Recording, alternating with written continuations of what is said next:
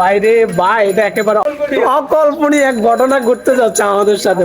আসসালামু আলাইকুম দর্শক, এই যে আমার বন্ধু দুইটা বাইরে ভাই আজকের আশিক নাকি আমাদেরকে মালাই চা খাওয়াবে। দর্শক আপনারা চোখ রাখেন ভিডিওতে, আজকে আপনাদেরকে দেখাবো আশিক আমাদেরকে মালাই চা খাওয়াবে বাইরে ভাই এটা একেবারে অকল্পনীয় এক ঘটনা ঘটতে যাচ্ছে আমাদের সাথে। ভাই ভাই দেখেন ভাই, আজকে আপনাদেরকে দেখাবো সে আমাদেরকে মালাই চা খাওয়াবে।